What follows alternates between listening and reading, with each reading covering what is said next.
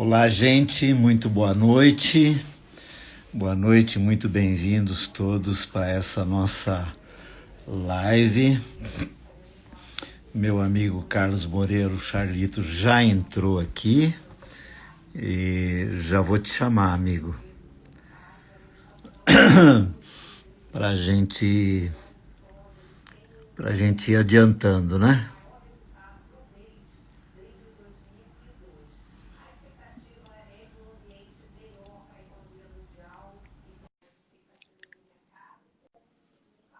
Boa noite, bem-vindos todos, bem-vindos todos e todas. Ó, só que você tá.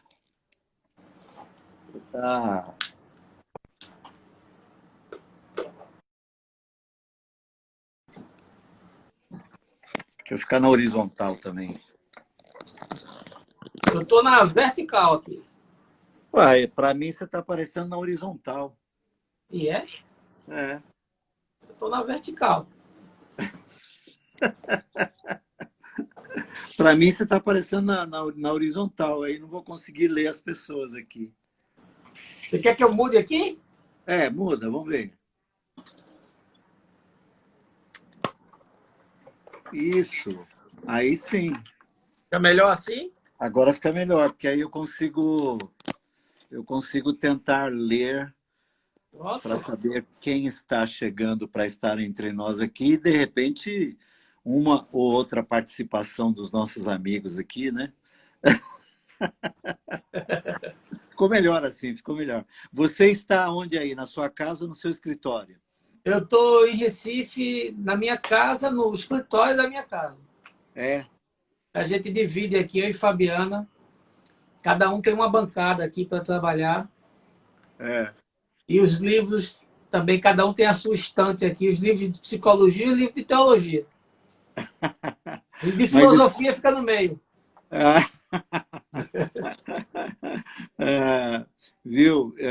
Mas você e a Fabiana, além desse escritório da casa de vocês têm outros escritórios ou aí é a central de vocês? Não, a Fabiana tem a sala dela na universidade, né? Ela é professora da Universidade Federal aqui. Sei. Então, ela tem uma sala na universidade, mas agora ela está dando aula remota, né? Na Universidade Remoto. Federal. Sim. E eu tenho um escritório também que eu trabalho, que fica num conjunto empresarial, num shopping aqui em Recife. Mas como eu trabalho com tecnologia, então eu também trabalho remoto de qualquer lugar. Desde que começou a pandemia, estou trabalhando de casa. Não tenho Mais em saído. casa. Mais em casa, né? Sim, eu não tenho saído. Entendi, entendi. Bom, meu amigo, primeiro, uma alegria, né? Uma alegria Oh, poder estarmos juntos nessa live aqui. poxa. E, e eu queria fazer o seguinte, né? Embora tenha sido eu que te convidei, e eu tenho feito essas lives com brega, né? Com muita gente. Na verdade, no começo da pandemia, até a metade da pandemia, foram dezenas de lives, né? Eu estava meio que concorrendo com o Caio, né? Depois deu aquele cansaço, né? Aquele esgotamento, né?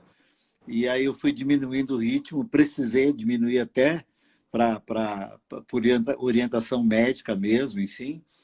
E aí fui tranquilizando e tal.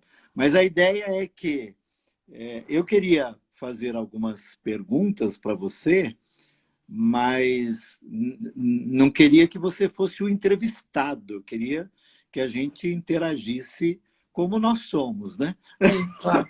Como se estivéssemos conversando aí no Recife, naquele boteco naquele bar que a gente esteve juntos naquele ano que eu estive aí, que é Sim. um lugar muito gostoso, que eu não vou lembrar o nome, mas é um lugar Foi ali bonito. no Paiva, que a gente comeu um camarãozinho gostoso. Ah, Isso. não, a gente foi lá para o Recife Antigo. Foi também, Ali para o Marco isso. Zero, não foi também? Foi. Foi. Acho que o Eurico estava junto com a gente, inclusive. É, o Érico. Érico, Isso. isso. Então a ideia é a gente conversar, mas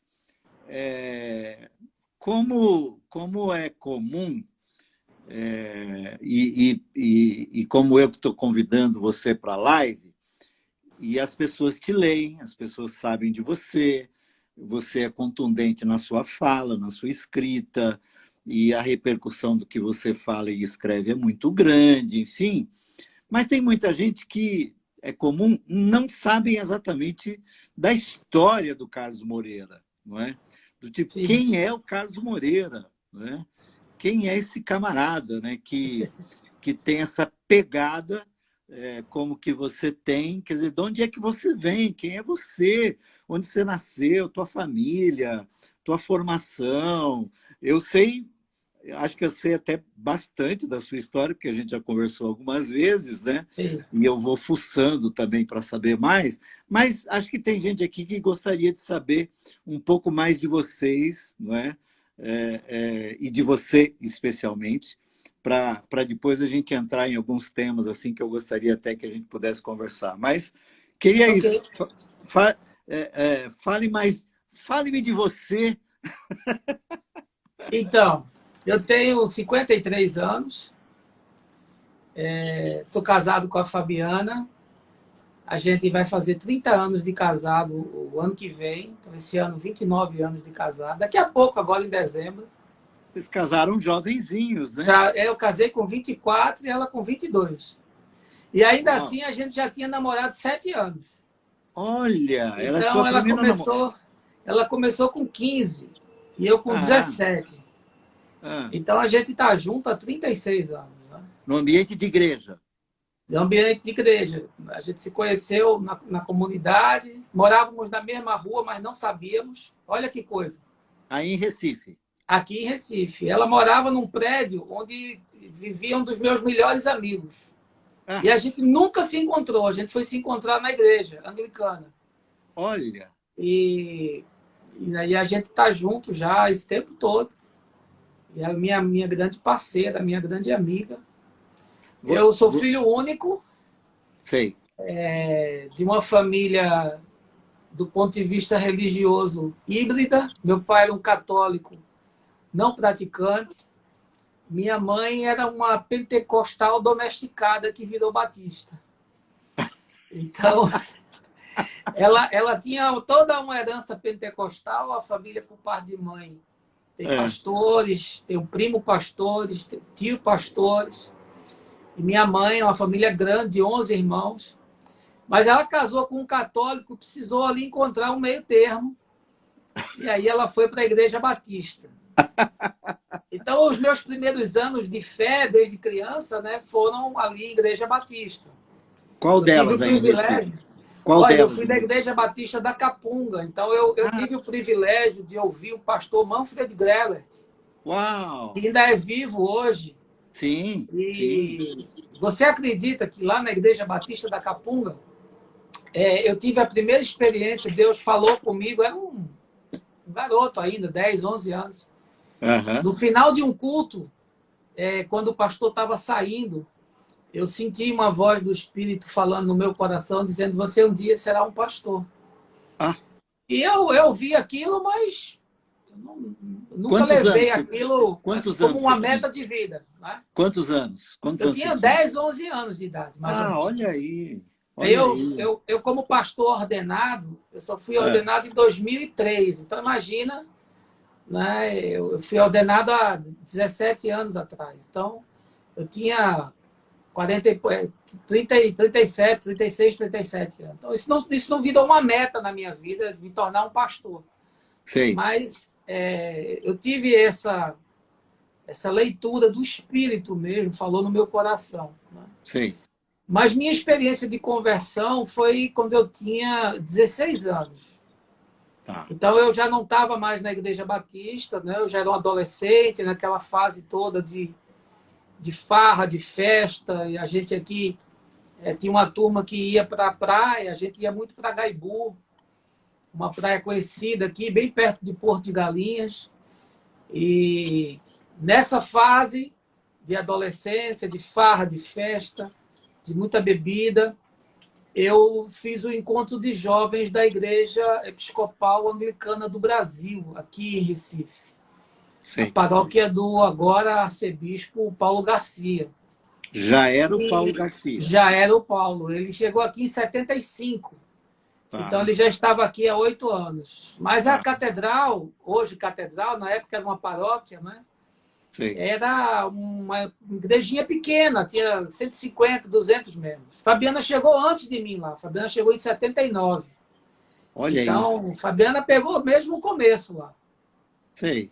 E nesse encontro de jovens, eu tive uma experiência de conversão. Uma noite de sábado, eu Deixa eu... entreguei minha vida a Jesus. Espera só um pouco. O Paulo Garcia, você falou assim, ele chegou aqui em 75. Isso. Ele veio de onde? Ele veio de São Paulo. Ah, ele Ele era daqui de São era, Paulo. ele é paulista, na verdade, né? E ele era da igreja presbiteriana. Ah, Mas ok. ele recebeu o convite do bispo Sherry, um bispo americano, Ok. que foi deslocado da diocese do Rio Grande do Sul para vir para Recife. E Sei. aqui era uma missão embrionária.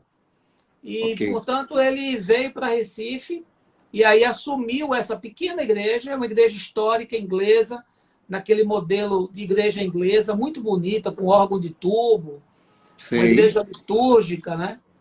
E ele assumiu essa comunidade ainda com um pouco mais de 20 membros, 20 Sei. ingleses, velhinhos, que ainda frequentavam lá. É E mesmo? como ele é um evangelista extraordinário, Sim. ele, muito pouco tempo, essa igreja cresceu. Quando eu cheguei, já tinha em torno de 200 membros, mais ou menos. Sei. Eu fui pastor dessa igreja depois. Mas Quando eu fui. volta na sua conversão. Volta na conversão lá dos Sim. 16 anos. Então, eu tive essa experiência de conversão nesse encontro.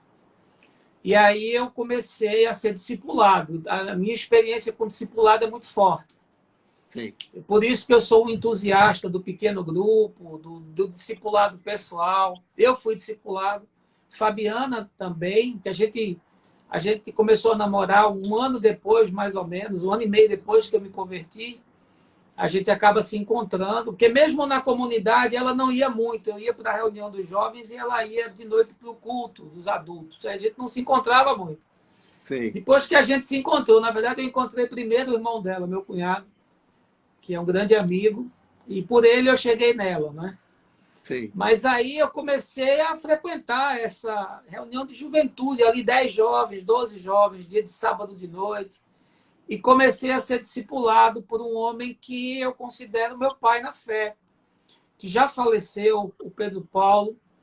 Ele morreu muito novo, morreu quase com a minha idade, 55 anos, de um câncer Poxa. no intestino, morreu há poucos anos atrás. Um homem Aham. de Deus, cheio do Espírito Santo. E ele era um jovem, assim, de uns 24, por aí, 23, 24 anos, casado com a Nádia. Ele era seminarista de uma igreja episcopal em Boa Viagem. E ele vinha para a igreja do Espinheiro para fazer o discipulado, para tentar criar ali uma juventude, para começar a juventude da igreja. Então eu peguei esse trem aí. Era Ó, um grupo pequeno, 5 ou 6 pessoas só. Eu passei um ano sendo discipulado com aquele livro A Vida Cristã Normal, do Otmani, que era um ó. clássico da época, né? Nossa, eu lembro. E era pedreira total, né? Total, total. Radical, Total, radical. radical, mas basicamente focado em Romanos 6, 7 e 8. Aham, E aham. aí desse ano, sendo discipulado, né, e sendo ali desafiado, e me desafiou a aprender a tocar guitarra, então comecei a tocar guitarra por conta, né, você me ajuda aqui, eu estou tocando, batizando, pregando, expulsando demônios, você tem que me ajudar aqui, faz alguma coisa, pega essa guitarra aí e toca. E aí eu comecei a tocar guitarra, que foi uma coisa que eu fiz durante 20 anos da minha vida, eu tive muita ligação com louvor, gravei, compus, e ministrei louvor em lugares grandes, em centros grandes, em estádios, para muita gente, para pouca gente. Eu toquei em tudo quanto é lugar, em cima de caminhão, em praça, onde você imaginar, eu toquei. Em colégio, em todo quanto é canto. Aham, E aí, aham. quando ele voltou para a igreja de Boa Viagem, ele deixou esse núcleo que ele discipulou lá. E aí, esse núcleo do qual eu fazia parte começou realmente a estruturar a comunidade de jovens da Igreja Episcopal, Catedral da Santíssima Trindade, hoje, né? Isso era Hoje. ali 84, 85, por aí. E aí eu me tornei um líder dessa juventude. Sim. Comecei a pregar em praça, a gente fazia evangelismo em hospital, essa coisa toda que jovem da minha época fazia, né? Muita coisa Sim. de rua. E essa juventude começou a crescer. E eu tive a minha experiência de pregar com 17 anos. Eu comecei a pregar com 17 anos. Certo. Na época, o pastor Paulo Garcia, né, começou o culto de jovens dessa catedral. E ele disse, olha, vai ter um domingo aqui que eu vou estar no cursilho, não vou poder pregar, e você vai pregar. E aí eu fui lá, preguei, o povo gostou. E aí eu não parei nunca mais. Escuta, e aí, nesse período aí dos 17, 18 anos, no seu dia a dia normal, você estudava, você já tinha Estudava. um trabalho, tinha que ajudar em casa, essas coisas, como é que era isso? Eu comecei a trabalhar cedo, né? Então eu estudava. E eu com 19 anos eu já comecei, com 18 anos eu comecei a trabalhar num banco. E aí eu passei aqui numa seleção na Universidade Católica do curso de informática, Sei. chamado NIC, Núcleo de Informática e Computação. Então eu comecei a estudar computação com 18 anos e meio, mais ou menos, né? Que seria a minha profissão, que é a minha profissão até hoje, principal, né?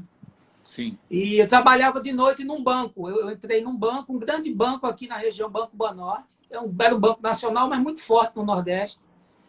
Estava entre os 15 maiores bancos do Brasil na época, né? Esse banco foi vendido para o Unibanco depois. Lembro desse Eu banco. trabalhei 11 anos nesse banco, na área de informática, né? 11 anos. Então, 11 anos. Eu trabalhava de 8 da manhã às 6 da tarde. E aí eu abri a minha primeira empresa também. Com 20 anos eu abri a minha empresa. A minha primeira empresa eu já era sócio com 20 anos. E aí eu trabalhava no banco de manhã, de tarde, na empresa de noite, né? Então, e dormia de madrugada. Era assim. Empresa de tecnologia. Empresa de tecnologia. Era um birô de serviço que fazia folha de pagamento e contabilidade. Então, eu comecei com mainframe na informática, os grandes computadores. Depois eu entrei na onda da micro da informática, aí já nessa empresinha. E agora a terceira grande onda, na onda da internet, dos equipamentos mobile. Então, eu peguei essa coisa toda. Eu tenho 35 anos de profissão. Uau! Bastante tempo. Sim. Eu fiquei na Igreja Episcopal por uns 5 anos, inicialmente, né? Então, eu tenho 2 fases na Igreja Episcopal. Essa foi a primeira, com mais ou menos 4, 5 anos ali que eu estava lá, meados final da década de 80, começou no Brasil um movimento chamado Restauração, que você deve lembrar disso. Lembro. Moisés Cavalheiro ali no Sul, Olavo da Igreja Apostólica em São Paulo, com a moçada. E lá em Goiás tinha o Robson, né? Que depois separou lá. Aqui o Gerson Ortega. Gerson Ortega é muito amigo meu. Fazia amigão junto do peito. Ele estava com o Olavo. Isso. Depois ele continuou a IEFA, não é isso? Igreja Apostólica, Evangélica do Fundamento Apostólico. Isso. O Gerson é um brother muito querido. Ele já veio aqui no Recife várias vezes para estar conosco, né? Aqui em Salvador tinha o Marcos e o Mário, e aqui em Recife tinha o Pedro. Esse cara que me discipulou, que era seminarista da Igreja Anglicana, ele acabou saindo.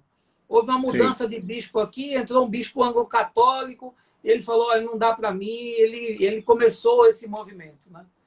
Então a gente saiu, eu deixei a Igreja Episcopal, e foi assim um negócio meio traumático, porque nessa época já tinha assim, uns 80 jovens. A juventude já era eu era bem forte, era o líder dessa juventude, pregava, tocava, dirigia encontro, aquele negócio todo. Fabiana comigo lá. Você frequentou algum seminário ou não? Frequentei um pouco mais na frente disso aí. Então eu saí, eu fui para essa comunidade evangélica aqui em Recife, começou também esse movimento aqui, que na verdade veio da Argentina, né? Vem de Juan Churrarim, vem do Juan Carlos Ortiz, Jorge Mitian. Entra no Brasil pelo Sul, lá com Moisés Carvalheira e o o Azaf, o João Alexandre, essa coisa vem por lá. E depois vem subindo aqui e chega aqui no Nordeste. Isso. E aí aqui eu passei 6 ou 7 anos nessa igreja. A gente chamava Comunidade em Recife, né? E ajudei lá e tudo mais, tocava, e fui ordenado ao diaconato lá, estava prestes a ser ordenado como pastor, porque não era casado, estava casando. Quando eu casei, isso já em 91, quando eu casei com Fabiana, esse movimento começou a entrar em crise no Brasil inteiro. Começou a descambar, ele começou a perder o trilho, né? Sim. Alguns viraram teologia da prosperidade, né? Como Robson, virou a Sara Nossa Terra. Sim, passou aquela fase romântica, né? Passou o romantismo da restauração e aí a coisa começou a descambar para uma linha complicada, né? Isso. A gente tinha muita ligação aqui com o Carlos Alberto Bezerra Quadros, aí de São Paulo, da Comunidade da Graça aqui, o Beto. Isso, do Ademar. Então a gente tinha ligação com essa turma. Mas acabou que o negócio entrou numa linha estranha. E aí eu já estava cansado também, já tinha tentado, né, de várias formas influenciar para que o negócio fosse para um outro lado. E aí a gente retornou para a igreja anglicana. Então, aí, em 92, 93, a gente retorna. É minha segunda vinda para a igreja anglicana. Para a mesma comunidade. Para a mesma igreja lá, isso. Do Paulo. Do Paulo. Aí eu fiquei lá uns 2 anos lá com o Paulo Garcia. E aí o atual bispo da igreja anglicana, você sabe que teve um rompimento aqui, né? Virou anglicana para um lado, carismática para o outro. O Paulo hoje é carismática. Sim. E o Robson, que foi assassinado, né? O Robson Cavalcante, era o bispo da anglicana. Da anglicana. Que houve esse rompimento, mas até então não tinha tido. Então, o atual bispo, Miguel Shoa, o atual bispo da igreja anglicana aqui em Recife, ele ia começar a paróquia que hoje é a catedral, lá em Piedade. Ali em Jaboatão dos Guararapes. E ele me chamou para ajudar lá, na parte da música. Me diz uma coisa, só uma coisa. O Sérgio Andrade entra nessa história de alguma forma, não? O Sérgio entrou na catedral lá com o Paulo, mas isso já foi muito depois. Ali, depois. Ali foi por volta de metade da década de 90. Mais ou menos. Né? E quando houve o rompimento, o Sérgio ficou com o Robson. Com o Robson. E o Paulo ficou na carismática, né? Certo. Então, quando houve esse rompimento, eu já não estava mais nessa igreja lá de Piedade, eu já estava numa outra paróquia aqui, perto da minha casa. Na época, eu morava na Torre, ali um bairro aqui de Recife. Eu já estava numa outra igreja do atual bispo Léo, que é o cara que eu considero hoje meu pastor, meu amigo. Para mim e para a Fabiana, o Léo e a Odete são como pais para a gente. É mesmo? Nessa igreja, que eu estava no processo de ordenação, né? Foi quando houve o rompimento do Robson com o Paulo. Foi. E aí o Léo era muito ligado ao Paulo. E aí acabou que quando rompeu, o Léo saiu também. O Paulo ficou na carismática e o Léo se ligou a uma igreja nos Estados Unidos chamada Comunhão de Igrejas Episcopais Evangélicas. Então, a igreja mundial, né? A gente achou que tinha mais a ver com o nosso grupo. A gente se ligou a esse pessoal. Então, eu fiquei com o Léo mais ou menos 11, 12 anos da minha vida. Eu ajudei a construir essa denominação aqui no Brasil. Ela hoje tem umas 20 e poucas igrejas. Olha! Então, ajudei a abrir algumas igrejas. Fui pastor de uma igreja. Como é que ela é conhecida? Como é que ela é conhecida? Chama-se, do Brasil, ela chama Comunhão de Igrejas Episcopais Evangélicas. Então, o Léo é o bispo, na época ele era um pastor. A gente desenvolveu essa igreja aqui, veio um bispo americano para cá, que falava português, desafiou a gente a abrir igrejas para poder criar uma diocese no Brasil. E aí a gente fez isso, abrimos igrejas, consolidamos as igrejas. Ele foi sagrado bispo e eu fiquei como pastor dessa igreja durante vários anos. Ajudei a construir essa igreja. Mas aí, mais ou menos aí, por volta de... No final da década de 90, 98, 99, eu comecei a já viver a crise. Né? A crise de não conformidade entre a instituição e aquilo que eu acreditava. E essa crise, ela foi ganhando vulto. Eu passei uns 10 anos em crise. Crise de adoecer, eu fiquei doente. Eu adoeci. Minha mulher me levava para o médico, eu sentia dor em todas as partes do corpo. Eu fazia tudo quanto era exame no mundo. Eu não tinha nada e eu sentia dor, eu sentia taquicardia. Não era pânico. Eu sentia muita Sim. dor no corpo. Dor nos músculos, nos membros. É uma coisa horrível. E era crise. Crise Entendi. e sofrimento de alma. Me diz uma Até coisa, que me, eu me, rompi. me diz uma coisa, essa crise, ela brota em você fruto de alguma leitura pessoal, de alguma influência, de alguma referência, de alguém?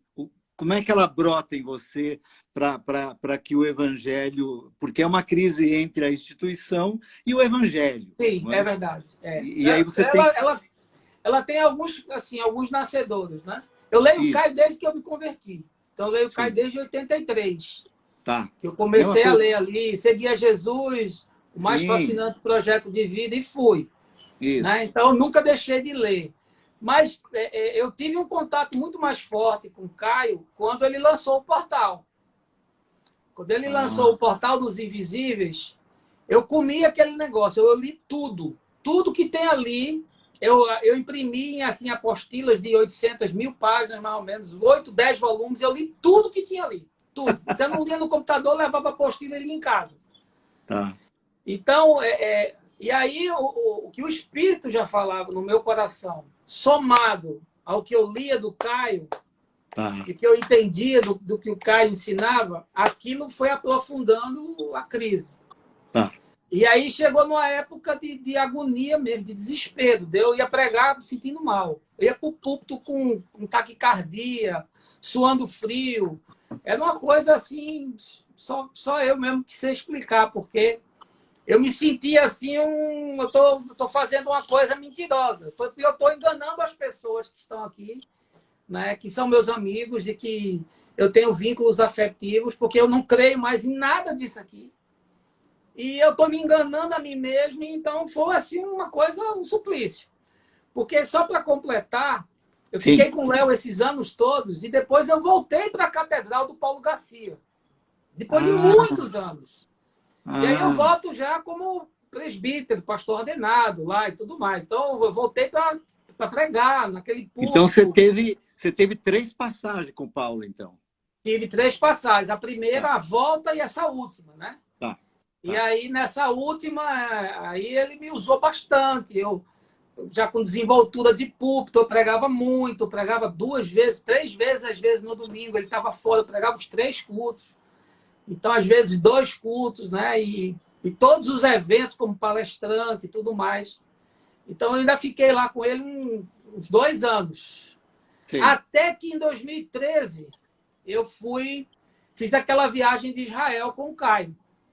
Um grupo de umas 90 pessoas, mais ou menos. Eu e Fabiana, a gente ganhou essa viagem de presente e fomos para Israel com o Caio. Eu já tinha tido com o Caio, tinha estado com o Caio nesse ano anterior, 2013, tinha estado com ele 2 vezes. Uma vez eu tive naquela pesquisa O Crente e o Sexo, que eu fiz com o Danilo do Genizar. Eu era um editor do Genizar, né? Eu lembro, Eu era eu um editor, lembro, escrevia meus artigos lá no Genizar com o Danilo. O Danilo é eu meu amigo, lembro, até hoje. eu lembro, E lembro. aí nós fizemos aquela pesquisa que foi inédita, 2 milhões de evangélicos participaram.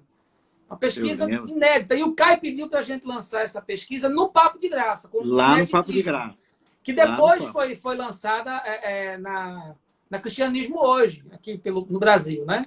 E aí Isso. eu fui para lá, e então foi a primeira vez que eu tive assim com o Caio mais próximo. Eu tive Na, algumas vezes com o Caio, mas ele pregando em lugares aqui em Recife, eu não conhecia naquele ele. dia, né? Naquele Naquele dia, dia a gente conversou e tal. E tá. ali ele disse: Olha, o meu espírito bateu com o seu. Depois a gente conversando, ali a gente se encontrou. Nesse Tá. mesmo ano, eu tive uma segunda vez com o Caio, que foi fazer aquela entrevista que ele fez de capa da Cristianismo Hoje. Ele Sim. fez nesse ano uma matéria de capa. E eu fui lá com o Danilo, né? Danilo entrevistou e eu fui lá ajudar também. Então, a gente teve um segundo encontro. Ele falou: Você vai para Israel comigo. Eu vou em Ah, fevereiro para Israel e você vai comigo. Você te vira, compra passagem e vai. E a gente foi. que E na legal. viagem a gente ainda teve mais contato, né? Claro. E aí, claro. quando a gente voltou em fevereiro, eu disse, eu quero te ver em junho. Em junho eu fui para Brasília, eu estava lançando o meu livro, pedi para ele fazer o prefácio. Daí fui na casa dele, a gente bateu um papo, aí abri a história toda. E ele falou, olha, acabou teu tempo, mano, destituição, acabou. Acabou, você vai ser um passageiro do caminho. Estamos aqui, na Estação Casa Forte. Desde então, eu cheguei e Escuta, voltei, pedi que a é, instituição me liberasse, saí sem problema. então, me conta aí esse momento da ruptura com o Paulo, não é? E a passagem, a transição para o movimento Caminho da Graça, enfim. Como é que foi isso para você internamente? Foi O muito coração? difícil. Foi muito difícil, muito. Não foi difícil porque a decisão de sair já estava tomada muito antes. Eu só retardei o que eu pude, né? Claro, Mas foi difícil pela quebra dos vínculos, das relações, das amizades, né? Isso foi muito difícil. A saída foi bem tranquila. Eu procurei ele, abri o coração. Ele já me conhece desde que eu sou um adolescente, então claro, a gente tem uma claro. relação sempre teve muito boa, muito respeitosa. Eu gosto muito dele, eu sei que ele gosta de mim. Então foi muito tranquilo a saída, até porque eu era pastor de uma missão, de uma igreja. Tinha perto de 300 pessoas lá. E Sim, eu disse, olha, eu vou mandar o povo voltar todo para cá, para a catedral. Eu não vou levar ninguém comigo. Não, não é um cisma. E assim eu fiz. Chegou no domingo, eu comuniquei que estava indo para um outro projeto de vida cristã e que todos deveriam retornar, porque não seria mais naquele modelo e tudo. E assim foi feito. Ficaram umas 30 pessoas só, que iam muito ligadas à minha Fabiana, claro. participavam de discipulado na nossa casa e tudo mais, e esses aí ficaram. Aí alguns depois também disseram, oh, não dá, não é isso. Claro, Mas a claro, gente foi. Mas foi claro. difícil. O primeiro momento foi bem difícil, porque quem era próximo viu como é que eu fiz as coisas com ética, com respeito, sem maledicência e tudo mais. Mas houve muita fofoca, houve muita. A gente foi muito massacrado aqui. Que a gente tinha roubado o templo. Você tem uma ideia, eu doei todas as coisas que tinham no templo, eu doei para a igreja. Então, mas a gente foi assim, foi um momento difícil a saída. Durou um ano isso aí, de fofocas, de coisas que entristeceram, gente amiga falando. Mas depois também passou e foi, e era aquilo que a gente queria. E E quando você começa a estação já no movimento, você já foi para aquele lugar que eu estive aquela vez lá? sim, aquilo ali era um espaço de reunião da igreja episcopal, que era um espaço que eu aluguei, eu construí aquela nave, eu que comprei os equipamentos, então aquilo ali era grana minha, não era grana da igreja, Tá, entendeu? Então, quando terminou, eu devolvi para eles as coisas que eu não ia usar, como púlpito, tinha um púlpito trabalhado de madeira lindo, eu dei, um altar enorme de madeira, eu dei, batistério, eu dei, todos os aparatos litúrgicos, eu dei. O que eu preservei? As cadeiras, ar-condicionado, equipamento de som, porque essas coisas eu ia precisar. E tinha sido eu que comprei tudo isso. aham, Eu com alguns amigos que deram ofertas, né, pessoas do meu relacionamento. Então, não foi dinheiro da igreja, que a igreja pôs essa grana lá para investir, entendeu? Portanto, eu sei. também não me senti constrangido a continuar usando isso. E nós estamos, então, desde essa época lá, naquele espaço que você conheceu, que tem um espaço razoável, onde a gente tem a ONG funcionando, então a gente tem um grupo de crianças que a gente trabalha aí, multidões de saúde, cidadania, cursos que a gente faz ali para a comunidade. Então, aquele é um espaço de serviço comunitário forte. E o bairro nos reconhece como um centro de serviços comunitários. E temos os nossos encontros ali nos domingos. Né? Certo. O Carlos, e no período da pandemia, vocês não estão se encontrando, já voltaram a se encontrar, não? Ficamos fechados até domingo passado. Tá, Domingo passado, nós retornamos os encontros presenciais. Mas tá. ficamos 8 meses fechados lá. Fechados. Fechados. E a ONG funcionou? Não, Como é a que ONG foi? fechou também. Parou tudo, parou geral. Tá. Não tinha como... Assim, o que nós fizemos foram arrecadações, cestas básicas, tentando os casos mais agudos que a gente conhece, né? As pessoas autônomas que perderam renda, então a gente conseguiu juntar pessoas, eu e Fabiana mesmo, a gente ajudou muita gente, mas o trabalho da ONG parou. E agora, aos poucos, a gente vai começar a retornar novamente. Mas com todos os cuidados possíveis, né? Claro. E como é que foi? E como é que foi esse retorno da turma? O pessoal voltou legal? Olha, eu não sei, porque a semana passada eu não fui. Na Tá bom. verdade, era para eu ter ido, eu tive uma crise de labirintite e não fui. Ah, ah, Mas eu tenho outras pessoas aqui que dão conta sem mim, tranquilo, né? claro, E eu claro. soube que a frequência aí deu umas 30 pessoas, mais ou menos. Aham. Então, assim, a gente distracionou, com a parada, a gente distracionou. A comunidade em Recife tem um perfil muito próximo do pastor. O pastor é um pregador, né? É um Sim, pregador, é um mestre do evangelho, com a ênfase profética. Então, sim, eu tenho tentado agora trazer pastores para a comunidade, porque eu não tenho esse perfil mais pastoral. Né? sim, Então, quando a gente parou, a igreja depende muito do púlpito. Então, quando não tem claro. púlpito, a turma procura púlpito em outro canto. Então, agora tem que remar tudo de novo, entendeu? Mas eu estou caçando um pastor para ajudar a gente lá, né? Agora, a sua empresa, você continuou A atuando normal. empresa toco de casa, faço tudo de casa, projetos de casa. Eu e Fabiana, agora a gente está desenvolvendo um projeto juntos, né? Assim, em cima da tese de doutorado dela. É Aham. um projeto de software na área de deficiência intelectual. E estamos buscando investimento do FINEP, que é o braço de financiamento do Ministério de Ciência e Tecnologia. Fomos Sim. aprovados agora na primeira etapa de uma chamada pública. Estamos aguardando o resultado em dezembro. E aí eu continuo. Eu tenho outros negócios, eu tenho outras empresas, eu tenho uma outra empresa. Eu dou consultoria para um grupo. Então, eu trabalho na área de tecnologia e de negócios. Eu sou um Certo, executivo. Estou com um projeto com o Adailton. A gente tem um projeto juntos na área de certo. saúde. Então, a gente está aí. Estamos fazendo negócio. Né? Aquela ideia sua de vir para São Paulo continua de pé? Olha, eu confesso para você que eu tenho alguma coisa com São Paulo.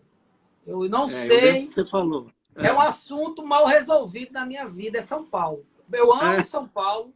É a única cidade do Brasil que eu gostaria de morar. Eu conheço todas as capitais e aham, conheço muitas cidades do interior. Eu viajei muito na minha vida a negócio. claro. Mas São Paulo tem um negócio comigo. Eu tenho, assim, uma paixão por São Paulo. Eu já tive para ir morar em São Paulo aí, pelo menos umas 2 vezes. E Eu na lembro. última hora, a coisa, por É, algum motivo, não vai, entendeu? entendi, Então, mas assim, eu não sei. A gente entendi. pode ser que aconteça um dia de ir para São Paulo. Hoje, no curto prazo, não. Naquela época que eu falei com você, existia uma possibilidade bem concreta de ir. Lembro, lembro. Mas hoje não. Hoje não existe uma possibilidade de curto prazo da Sim, gente sair de Recife. sim, Até eu e Fabiano, a gente fala muito de sair do Brasil. tá. Hoje, se eu pudesse morar numa cidade pequenininha no interior dos Estados Unidos, era o meu sonho de consumo. É uma cidade de 15 mil habitantes, assim, uma caminhonete velha, entendeu? Meu sonho de consumo seria esse. Fala com o O Tiago violão, Arraes, viu? Fala com o é? Tiago Arraes, quem sabe ele te encaminha lá no Novo México, alguma coisa assim.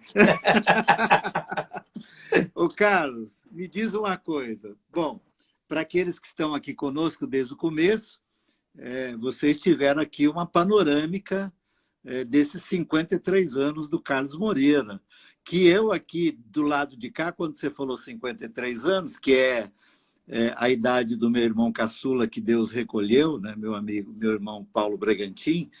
Então você tem a idade do meu irmão caçula, né? Mas você é um cara tão vivido, tão rodado, tão caminhado, que eu falei, o Carlos deve ter uns 70 anos, ele é mais velho que eu, mais ou menos. Olha, eu vou dizer, esses 53 anos foram muito vividos. Muito Bem vividos. vividos, bem Bem vividos, vividos.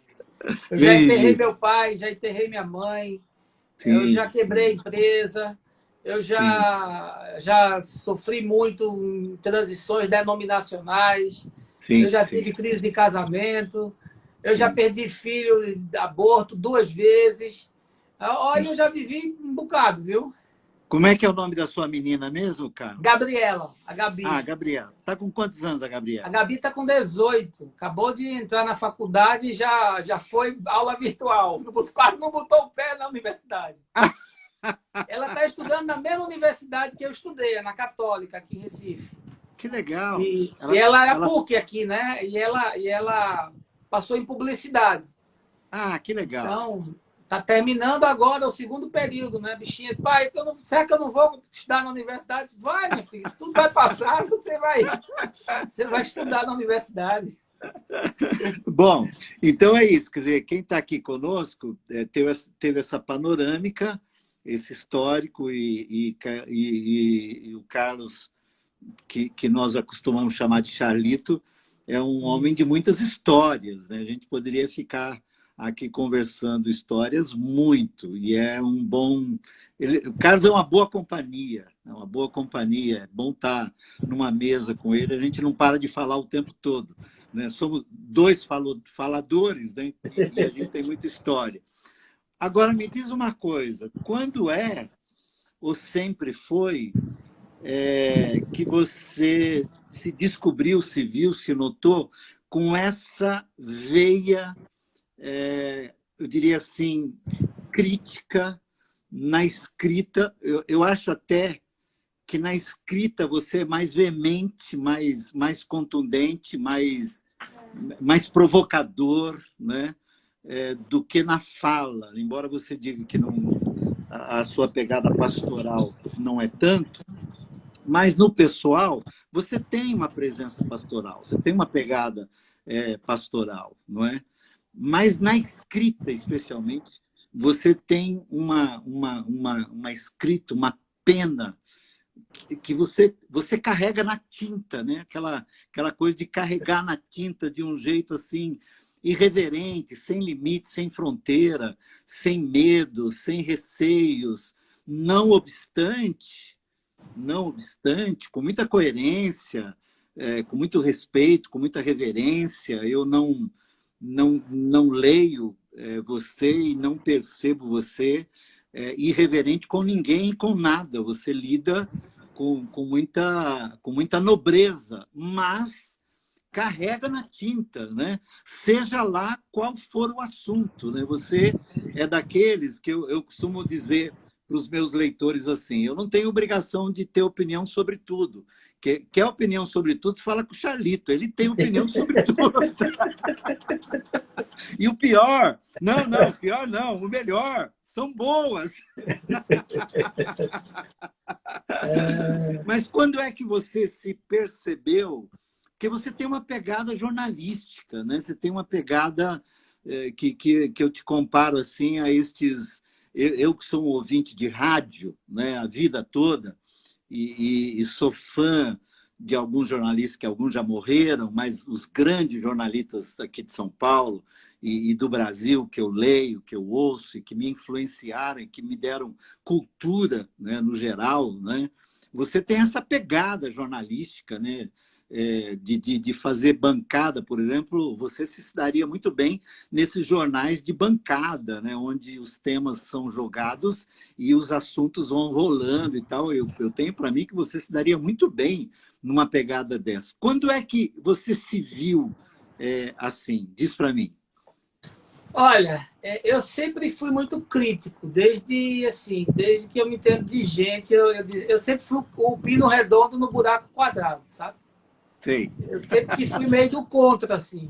sei. Então, e outra coisa, para você me convencer de alguma coisa, tem que vir com um argumento muito bom, Muito, porque as claro. minhas convicções normalmente elas são muito firmes. Mas sempre foi assim, desde lá de menino? Eu diria assim que começou a adensar mais, tanto mais liberdade eu fui tendo de falar, porque quando eu estava na igreja institucional, eu era um CNPJ. E como membro, né, de uma instituição, apesar da minha fala ser forte, você pega textos meus ali de 98, 99, 2000, 2001, 2002, por ali, você vai encontrar coisa forte, 2004. Tanto Sim. mais a minha saída da instituição foi se aproximando, os textos foram ficando mais agudos, né? Ah, Eu já estava no Genizar, os meus textos no Genizar eram fortes. Então, mas essa coisa de escrever, eu diria assim, que eu tenho o dom, né, para escrever, eu tenho esse dom, meu pai, eu herdei do meu pai escrevia também, mas eu não tinha conteúdo. Então, o que me ajudou muito a começar a escrever com um pouco mais de profundidade e com esse olhar mais amplo que você falou, de ser um tudólogo, né? Tudólogo. Desculpa se eu disse alguma coisa que não Não, que seja é isso. a verdade. A Eu tô proposta é essa mesmo. de quem eu vi. Eu não quero ser reconhecido como um teólogo. Nunca, jamais. Ok. Apesar de ter lido muita teologia na vida e ter estudado. Então, eu nem falei, eu fui para o Seminário Batista inicialmente aqui em Recife, que a Igreja Anglicana não tinha seminário, então eu fui para o Seminário Batista do Norte. Estudei lá um grande seminário aqui do Brasil, né? Centenário. Estudei com doutores em teologia. E quando a Igreja Anglicana abriu o Seminário Anglicano em Recife, eu fui para o Seminário Anglicano. Então, eu sou um híbrido. Tenho formação batista e anglicana. Então, eu sou um negócio assim, a metamorfose ambulante. Sei. Mas eu li os teóricos todos da teologia. Mas eu comecei a escrever com mais propriedade porque minha mulher começou a me estimular muito a ler. Eu gostava de escrever, mas eu não gostava muito de ler. Na verdade, eu não gostava de ler. E a minha mulher é uma leitora, assim, quanto mais, né? Compulsiva. E ela me estimulou a começar a ler. E aí eu comecei a ler tudo. Então, eu lia muita Bíblia. Eu lia muita Bíblia e teologia. Aí eu comecei a ler tudo. A Lê que está aqui, ela está dizendo assim, graças a Deus pelo Genizar. Pois é. E eu estou entendendo o que ela está dizendo. A Lê é uma querida nossa e te ama muito, né? Ela costuma dizer que eu sou o primeiro pastor dela, mas eu acho que você é o primeiro, entendeu? Opa, então é dupla honra para mim.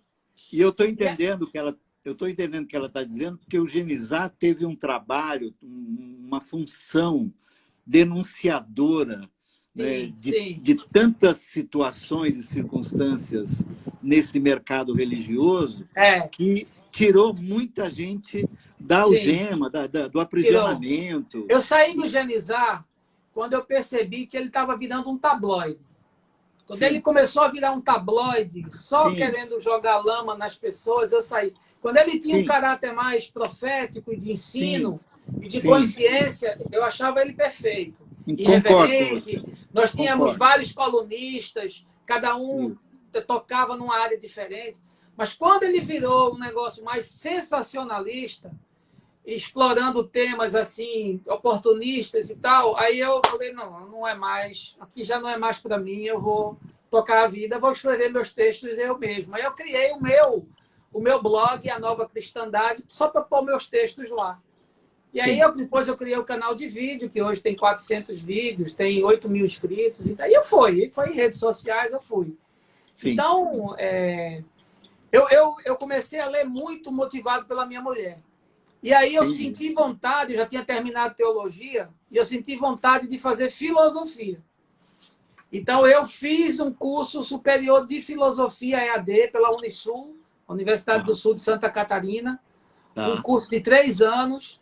Então eu fui estudar filosofia, né? E aí com o curso de filosofia, com o curso de teologia, com a minha formação em tecnologia, e eu sendo um cara que começou a ler tudo, eu me propus a ser um articulista. Então, se você me perguntar o que você faz hoje, sim, eu sou um pregador do Evangelho, gosto de ensinar, de pregar, mas eu sou um pensador, um articulista, um cronista que olha para os fatos da vida, do cotidiano e emite alguma opinião sobre aquilo, sempre da perspectiva do Evangelho, que é o título do meu livro. O meu livro, quando eu lancei em 2003, final de 2003, ali 2004, eram crônicas minhas, 2013, desculpa, 2003, não, 2013. Eram crônicas minhas, textos que eu escrevi, né? Que é cotidiano em branco e preto. Então, é coisas do cotidiano Uhum. E o subtítulo era uma análise do cotidiano a partir da perspectiva do Evangelho. Então, Certo. eu sou esse cara que eu leio alguma coisa do cotidiano, que eu vejo que dá para fazer uma ponte com o Evangelho e trazer uma visão mais lúcida, ampliar aquilo, ou aprofundar aquilo, ou conectar aquilo com outra coisa, com outro saber. Eu gosto de brincar com isso. Então, me sinto desafiado a fazer isso. E óbvio que você bota a cara para bater, né? Você ganha muita gente que gosta e que elogia, e que eu recebo muitos comentários de pessoas que dizem, olha, depois que eu comecei a ler, comecei a ouvir as mensagens e seu canal e tudo mais, e minha vida mudou, minha família mudou, gente do mundo, é uma coisa Claro, impressionante. Essa semana a claro. Fabiana pegou uma aqui da Espanha, dizendo que vocês vierem para Catalunha, venham para nossa casa, porque vocês abençoaram a nossa família mudou. Então, eu falei, cara, que isso, na Espanha? Que legal. Que Tem uma legal. da Suíça que manda oferta, porque diz, olha, você me abençoa, eu quero mandar uma oferta para você todo mês, para te ajudar e tudo mais. Que legal. Mas Agora me diz você uma ganha muita coisa. gente que te odeia também, né? Agora, então, me diz uma coisa. Aí tem dois objetivos. Primeiro, atender essa sua sede, né? Esse seu olhar, que você entende que tem que dar o seu parecer à luz do Evangelho, que eu gosto muito, quer dizer, a lente do Evangelho, fazendo uma leitura do cotidiano, né? Isso dá um prazer, dá uma satisfação quando a gente consegue fazer essas junções, não é? É meio que, acho que é meio arrogante o que eu vou dizer, mas é meio como assim, como é que Jesus encararia isso e o que ele diria, não é? Sim, é isso. É meio que em seus passos o que faria Jesus, Isso, entendeu? Aquele foi o primeiro livro clássico. que nós lemos, o primeiro livro que Isso. nós lemos. Que eu li também, exatamente.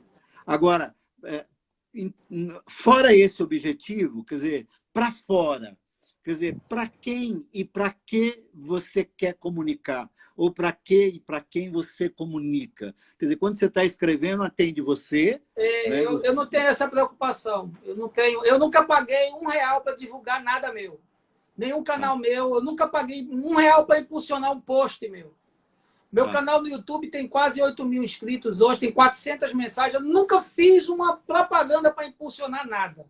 Eu não faço nenhum tipo de marketing, não tem meio marketing, nada. Eu Que só legal. ponho o negócio lá e divulgo na minha página, e quem quer vai, e o crescimento é orgânico. Então, Que assim, legal. eu não tenho nenhuma pretensão de nada mais a não ser me expressar. Tá. Se isso amanhã ganhar algum outro vulto, porque acaba que vai aumentando esse troço, vai aumentando a quantidade de seguidores e tudo mais. Claro, E convites claro. para você falar, para você pregar, para você. Então, se amanhã esse meu dom ele ganhar uma proporção maior, acredite, é coisa de Deus, porque eu não fiz nada para financiar, para viabilizar uma coisa planejada, estruturada. Eu sou um cara que adora planejamento. Eu trabalho com planejamento estratégico. Eu Sim. trabalho com tecnologia, eu trabalho com Sim. sistema. Minha cabeça é uma cabeça de um cara que trabalha com isso. Mas quando entra no reino de Deus, eu jogo tudo isso no lixo e eu faço por paixão. Eu sou movido por paixão, meu irmão. E eu faço enquanto eu estou apaixonado. Se eu perder a paixão, eu vou me embora no outro dia. Eu já saí de lugares, eu deixei lugares privilegiados. Eu tinha uma carreira eclesiástica que, se eu tivesse ficado nela, eu estaria muito bem obrigado hoje. Eu estaria numa posição aí, entendeu? No pináculo do templo. Com certeza. Mas com eu certeza. só sei fazer negócios se eu estiver apaixonado. Isso é tudo na minha vida. É minha vida pessoal, minha mulher, minha filha, que são as pessoas que eu mais amo na vida. O meu trabalho, eu só consigo fazer coisas se eu estiver apaixonado. E na minha vida com Deus, no reino, no meu serviço do Evangelho, se eu estiver apaixonado. Então, eu estando apaixonado, eu faço tudo, entendeu? Agora, me diz uma coisa. Pelo seu jeito de ser e o modo como você escreve, fala, não tem como. A gente tem que lidar com duas situações sempre. Primeiro, é o elogio, né? Pela Sim, admiração que causa em muitos, e mais do que isto, né? Pelo bem que muitos recebem a partir do que te ouve, do como te ouve, do que lê em você, e tem suas próprias vidas até transformadas. Isso é uma coisa gostosa quando a gente lê, e isso é bom e tal. Mas você mesmo ia começar a falar, e eu queria ver como é que você lida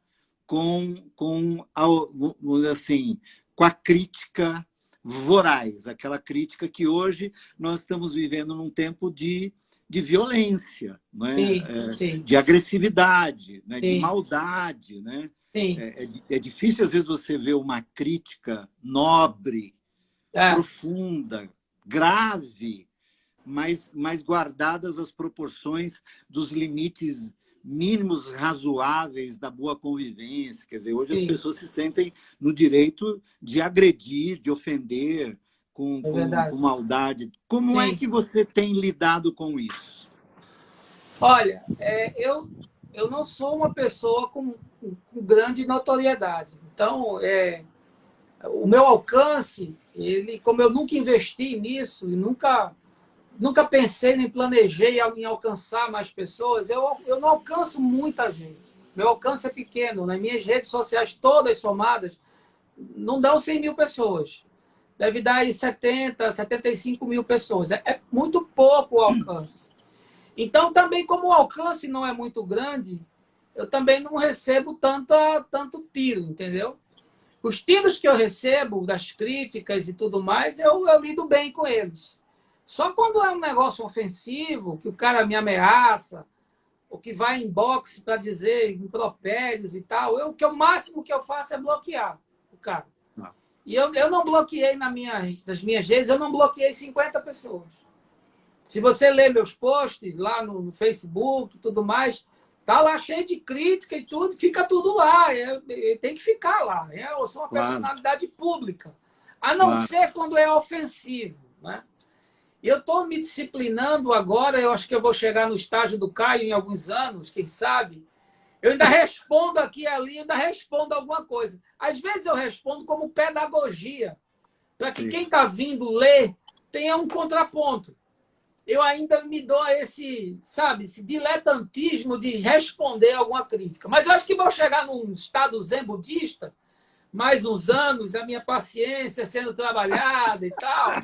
Eu vou entrar numa ataraxia que eu não vou mais responder nada, entendeu? E nem vou nem ler também comentário. Então, o cara vai botar lá o que ele quiser e pronto, fica por isso mesmo. Agora, me diz uma coisa. Quando eu comecei a ler você, quando você se aproximou de nós, e eu soube de você e comecei a ler, eu comecei a ler a partir de diálogos que você Sim, tem com pessoas. E sim. no começo eu achei, pô, o Charlito, ele inventa esses negócios aqui para criar uma história Todo e mundo ficar achava isso. jogando essas conversas. Todo mundo achava isso. Porque era muito surreal. Né? Aham, aham. E o curioso é o seguinte, é que isso caiu dramaticamente, porque mesmo eu suprimindo as informações, toda vez que tinha alguma informação de um lugar, ou de uma igreja, uma denominação, ou qualquer coisa que pudesse qualificar quem pudesse ser a pessoa, gerar alguma Expor, né? suspeição, eu Aham, cortava o trecho da conversa e tudo mais. Eu sempre claro, editava o que interessava para publicar, né? claro, Mas claro. aí eu acho que essas publicações foram gerando constrangimentos e o cara não gostou de ver, que aí também aí tinha muito comentário, né? Aquilo bombava, né? E aí o cara, talvez a pessoa se sentia exposta, que essas É, conversas elas praticamente não existem. Hoje quem quer conversar comigo pede meu telefone, tá, né? Então eu passo o meu telefone para qualquer pessoa que queira ser aconselhado, eu passo. Às sim, vezes a pessoa me manda me dá uma introdução mais ou menos do que é, né? Só para a gente ser objetivo. E eu sim. atendo gente, olha, de todo lugar, que me manda questões e que pede, né, direção, que pede ajuda. E eu faço isso sempre. Você atende respondendo audivelmente ou você escreve? Como é que é o seu dia a dia nesse sentido? Então, esses diálogos mais curtinhos e tal, isso não tem mais. Às vezes a pessoa me manda uma questão, né? Até porque também hoje eu não tenho mais tempo como eu já tive antes. Claro. Então, a minha dedicação hoje às redes sociais ela é 1/5 do que já foi. Claro. Então, o que acontece? A pessoa me manda uma questão, eu respondo ali objetivamente. Agora, quando eu sinto que é um tema que não dá para eu responder com um parágrafo, aí eu passo meu telefone e digo, olha, me liga porque isso aqui não dá para eu responder com um texto. E aí, normalmente, são coisas agudas, são dores profundas, são situações limítrofes, são tragédias, são pessoas que estão arrebentadas. Então, essas eu peço que me liguem e eu trato pelo telefone, pelo Zap, liga pelo Zap, que não tem custo. E aí eu sempre estou, aqui e ali, eu estou sempre fazendo isso. É raro uma semana que eu não tenha pelo menos uns 4 ou 5 atendimentos desses. Tá. Isso é uma coisa regular que acontece. Né? Eu Tá. sempre estou ajudando e atendendo. Tá. Entendi. Ô, Carlos, nós estamos caminhando para aquela hora final, né, da nossa conversa. E daqui a pouco eu vou fazer a bendita hora de oração e eu estou querendo fechar. E a minha ideia mesmo, hoje aqui com você, não era entrar em nenhum tema específico, era mesmo ter esse pano de fundo com você, porque você vai estar comigo e com aqueles que caminham comigo aqui no ambiente do Zoom, nos próximos domingos 8, domingo agora, né? E no dia 15, né? São 2 domingos e, de repente, a gente pode até ampliar, né, essa sua passagem. Estamos aí. Querendo é só falar. E aí você vai ter oportunidade, claro, e você está livre para falar aquilo que você achar por bem falar. Mas a minha ideia era esse pano de fundo para aqueles que estão aqui conosco, que vão assistir essa nossa live, enfim, para saber um pouco mais de você e por que e como você chegou até aqui. Esse cara, né, o Carlos Moreira, como é que ele chegou até aqui, qual é o caminho que fez e tal. E eu acho que isso deu... Legal. Foi legal, foi legal. Para a gente fechar, não é? Esse mercado religioso, você tem 53 anos e tem praticamente a vida toda dentro, né, de ambientes institucionais, agora não mais, mas ainda dentro de um movimento que serve, né, eu costumo dizer assim, eu estou fora das instituições religiosas, mas nós servimos a clientela, né, que convive e, na verdade, os que se ferem, né? Eu chamo de feridos de guerra, né? Desse mercado, enfim. Você tem um prognóstico? Você faz um prognóstico do que há de ser, não é, com esse mercado religioso que nós vivemos hoje? Olha, eu acho que a religião ela vai subsistir para sempre, né? Desde que mundo é mundo. Há um pensador, me foge o nome dele aqui, que diz que não existe um povo tão bárbaro, né, que não creia em algum Deus. Então, religião, como proposta de dar algum sentido para a vida e tudo mais, vai sempre existir. E como objeto de manipulação do sagrado, Deus vai estar sempre na boca de gente séria e de gente torpe. Agora, eu acho que o fenômeno chamado cristianismo, ele está num momento agudo de declínio mundial, né? No Brasil, ele vai experimentar aí com um delay que aconteceu na Europa, mas vai acontecer aqui. Essa teologia da prosperidade vai gerar um mar de gente, né, desencantada, desiludida, né, machucada e tudo mais. Convertida a não sei o quê, né? Eu acho que o cristianismo... O cristianismo parece não caber nesse mundo para o qual nós estamos caminhando. Né? O cristianismo, ele para mim, ele vai perder muito, ele vai atrofiar. Na Europa ele está agonizando, na América também. Só tem avivamento na África hoje, nas igrejas tradicionais, na África. Em alguns países da América Latina, é esse comércio que a gente vê. Então, agora, eu acredito que nós vamos ver surgir muito são esses grupos menores, essas igrejas pequenas, essas propostas intimistas, o evangelho sendo pregado com toda a propriedade, alcançando marginais, né, de todas as formas, gente que está nas bordas e que nunca entraria no sistema religioso, e acolhendo com macas esses que vão estar mutilados pelo caminho, porque foram detonados dentro de igrejas, né? Foram feridos, machucados, e a gente vai passar com caminhões recolhendo essa gente, porque serão muitos. Então, eu sou um entusiasta da igreja local. Eu não acredito mais em nenhum sistema de governo que não seja local. Eu já fui do sistema batista congregacional, já fui do sistema anglicano episcopal, conheço o sistema presbiteriano, mas eu não acredito em nenhum sistema desse. Eu só acredito hoje na igreja local, com líderes locais servindo ali no seu entorno. E essa igreja local se relacionando com outras, como nós do caminho. Um movimento de consciência que tem uma coluna vertebral, mas é livre, é leve, é plano, não é hierarquizado, não tem planos expansionistas, não tem governo centralizado, não tem arrecadação tipo holding ou tipo franquia. Eu creio nisso, eu creio que esses grupos pequenos de serviço, de solidariedade, de pastoreio e de luz do evangelho que alcança as pessoas, esses eu creio que vão prosperar muito. A igreja institucional, eu creio que ela vai perder muito. Mas o fenômeno religioso, seja ele de que ordem for, ele vai continuar existindo sempre. Esse eu tenho certeza. Foi Cícero, Isso, a Fabiana está dizendo aqui que foi Cícero que disse que não há povo tão bárbaro que não crê na existência de deuses. Né? Então, a minha doutora aqui está me ajudando aqui, que o mestrado dela também é em educação, ela sabe mais filosofia do que eu sou formado em filosofia. Uma hora, viu? Uma hora eu vou fazer uma live com vocês dois, eu quero ouvir. Tem que fazer com ela deu show com a mulherada do caminho, viu? Eu sei. Rapaz. A Lau ficou feliz, falou bem.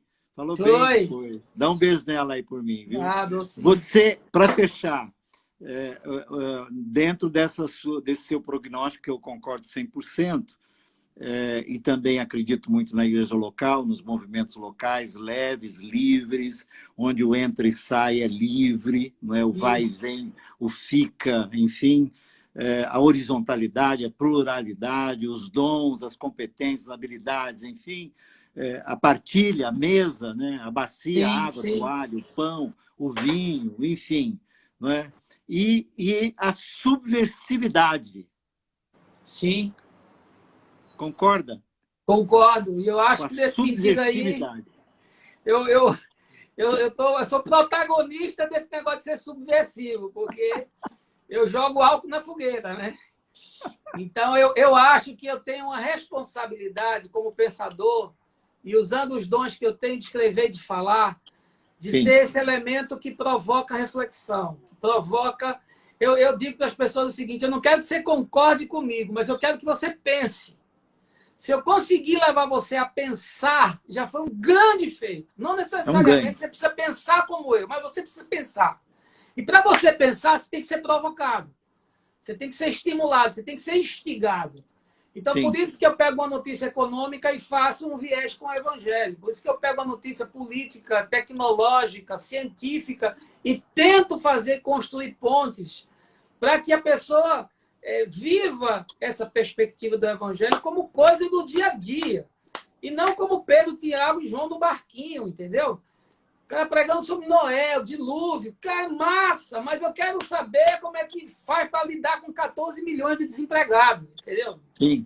Então, a minha teologia hoje tem que ter sangue, suor, lágrima, pé no chão. É muito legal falar de teologia. O Ivo até tinha me chamado aí para um debate da Reforma Protestante. Massa, eu gosto também. Claro. Eu gosto da academia. Mas eu gosto mais de falar de coisa do dia a dia. Que coisa que mexe com a vida das pessoas. E que pode alterar o destino das pessoas. Essas me interessam muito mais. Claro. Então, eu estou envolvido com esse projeto sem ter feito nenhum plano para transformar isso num mega sucesso. Se amanhã eu atingir mais gente, vai ser porque Deus quis que isso acontecesse. Da minha parte, não tem nenhum empreendimento marqueteiro para fazer isso. Entendeu? Amém. Que bom. Carlos Moreira, muito obrigado, amigo. Oh, foi muito bom. Para mim foi um excelente papo, foi ótimo. Amém. Tô ansioso por domingo, esses 2 domingos que você vai estar conosco.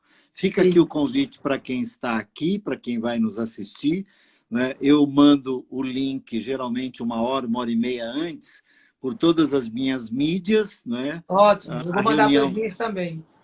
A reunião vai ser numa sala do Zoom, mas eu vou transmitir também no meu canal do YouTube. Não é? Ótimo, ótimo. Vai ser muito gostoso. Então, assim, domingo, dia 8 e domingo, dia 15, o Carlos Moreira estará na reunião do Caminho São Paulo, que está acontecendo no Zoom. Já avisei que este ano nós não voltaremos, né? Eu e Lau estamos naquele grupo de risco. Sim, e eu vinha me reunindo também numa faculdade, né, do meu amigo Jonatas. Não vai abrir mais esse ano. Então, presencialmente, só para o ano que vem, quando a gente se reorganizar aí como vida. Como vida normal, tomara. Né? E, se possível, já vacinado. Viu? Eu estou que nem Caio. É verdade. Eu estou mais para sair a hora que eu estiver vacinado. A Bena está mandando aqui um beijo para você e para Lau. E a gente está com muita expectativa do domingo de estar com esse povo aí que você pastoreia. E foi um privilégio, meu irmão, conversar com você e poder compartilhar algumas coisas da vida, da minha vida. Eu, apesar de ser um pregador e estar acostumado com púlpito, microfone, câmera, eu sou uma pessoa tímida no dia a dia.